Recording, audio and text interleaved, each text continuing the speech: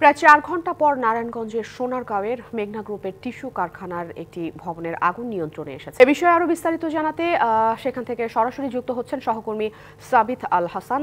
কথা বলবো তার সাথে।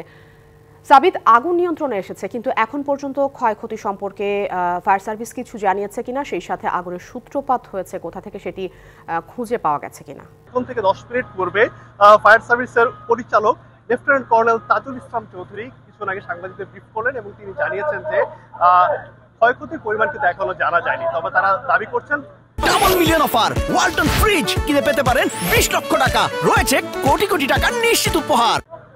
বেলা সকাল 9টা নাগাদ আগুন অনেকটাই নিয়ন্ত্রণে নিয়ে আসতে পেরেছেন। যদিও আমরা পেছনে দেখতে পাচ্ছি ফায়ার সার্ভিসের কর্মীরা এবং মেঘনা গ্রুপের যে নিজস্ব দমকল কর্মী রয়েছে তারা কিন্তু ডাম্পিং এর কাজ করছেন এবং আমি যদি একটু পেছনে দেখি এখনো কিন্তু ছোট ছোট আগুন জ্বলছে, যেগুলো নেভানোর কাজ তৎপরতা তারা চালিয়ে যাচ্ছেন। তবে ক্ষয়ক্ষতির বিষয়ে আমরা ফায়ার সার্ভিসের কাছে জানতে চেয়েছিলাম, তারা এই বিষয়ে জানিয়েছে তদন্ত সাপেক্ষে এই বিষয়ে জানা যাবে। তবে এই আমাদের পেছনে যে ভবনটিতে আগুন চলছে সেই ভবনটির একটি অংশ কিন্তু কলাপস করেছে এবং উপরের দিকে কিছুটা অংশ ভেঙে পড়েছে, ফলে এই ভবনটি এই মুহূর্তে ঝুঁকিপূর্ণ বলে জানিয়েছে ফায়ার সার্ভিস। ফলে তারা ঝুঁকি নিয়েই কাজ করে যাচ্ছেন বলে এই বিষয়ে নিশ্চিত করেছেন এবং ভবনের কাছাকাছি যেতে অনেকেই নিরুৎসাহিত করেছেন।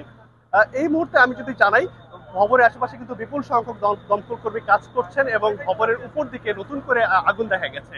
যদিও তারা দাবি করছে যে এই মুহূর্তে আগুন সম্পূর্ণ নিয়ন্ত্রণে আছে, খুব দ্রুত সময়ের মধ্যেই আগুন তারা নিভিয়ে ফেলতে পারবেন। আফরিন।